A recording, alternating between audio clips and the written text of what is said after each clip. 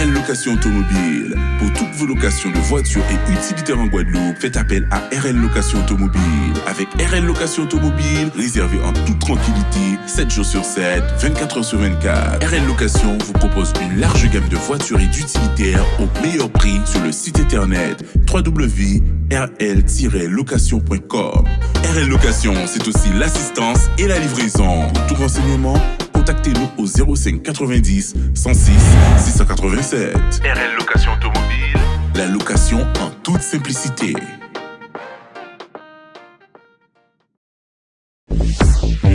Hexagone, actualité.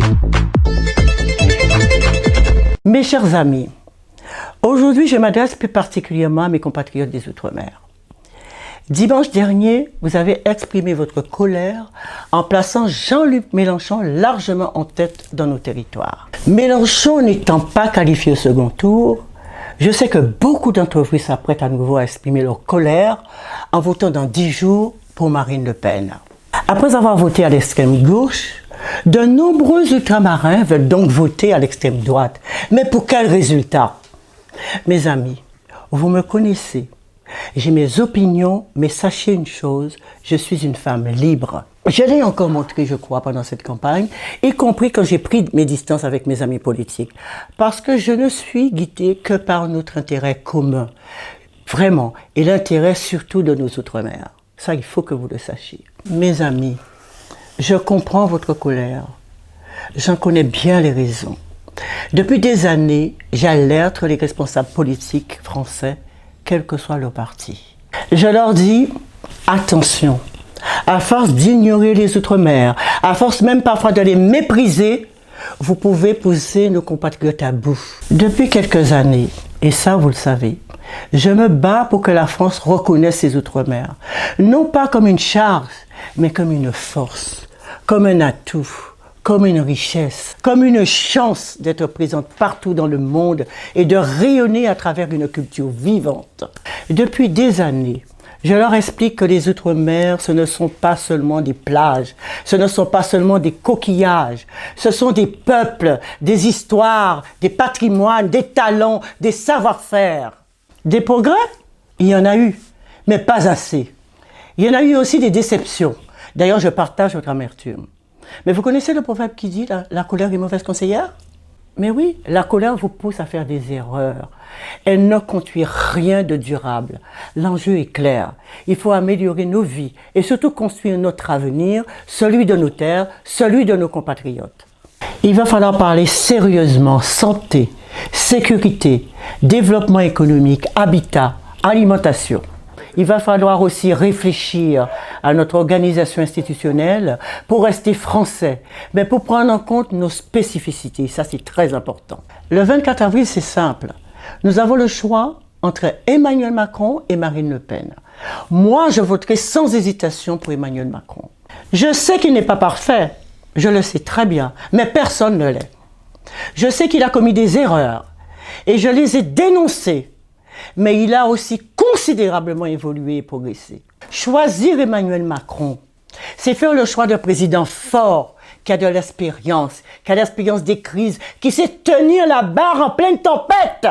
Alors que la guerre est de retour en Europe, que notre pays doit faire face à d'énormes risques économiques et sociaux. Choisir Emmanuel Macron, c'est faire le choix d'un homme qui a pris le temps de découvrir tous nos territoires et de formuler surtout des propositions adaptées à chacun. Et puis choisir Emmanuel Macron, c'est faire le choix d'une personnalité forte, d'une équipe et d'un projet qui veulent surtout améliorer le quotidien des ultramarins et nous accompagner sur la voie de l'émancipation. Mais à l'inverse, choisir Marine Le Pen, c'est sauter dans l'inconnu, c'est sauter dans l'instabilité, on ne sait pas où on va. Que fera-t-elle pour préserver notre système de protection sociale? Mais que fera-t-elle? Que fera-t-elle pour réconcilier les Français? Pour tenir tête aux dictateurs qui menacent notre démocratie? Que fera-t-elle vraiment pour nous? C'est la question que je me pose. Que fera-t-elle pour notre quotidien? Que fera-t-elle pour assurer l'accès à l'eau potable? Pour garantir l'habitat? Que fera-t-elle pour avoir une habitation décente pour tous? Dites-le-moi.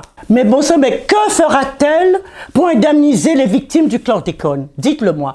Aux Antilles, nous sommes victimes du chlordécone. Mais que fera-t-elle aussi pour les victimes des essais nucléaires en Polynésie? Que fera-t-elle? Que fera-t-elle? C'est la question que je vous pose. Si vous votez pour elle, vous aurez exprimé votre mécontentement. Et alors? Et alors? Pour faire quoi? Pour faire quoi? Pensez-vous qu'on vous entendra davantage? Mes chers amis, je ne vous vends pas de faux espoirs. Mais je vous en conjure, ne jouez pas un jeu dangereux en votant Marine Le Pen. Je vous en conjure.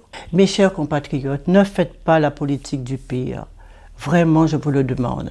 Avec Emmanuel Macron, qui a entendu ce cri de colère que vous avez exprimé, nous avons une chance, vraiment une chance, d'avancer ensemble vers un avenir meilleur. Mes chers amis, si Emmanuel Macron est réélu, je ferai tout ce que je peux pour qu'il en tienne compte et qu'il mène enfin et vraiment une politique en faveur des Outre-mer. Vous savez, le 24 avril, je voterai avec lucidité, mais sans aucune hésitation, pour Emmanuel Macron. Je vous encourage de tout cœur à faire de même. Outremernews.fr, le site de l'actualité Outre-mer, 24 heures sur 24 et 7 jours sur 7. Retrouvez la chaîne Outremer News sur YouTube.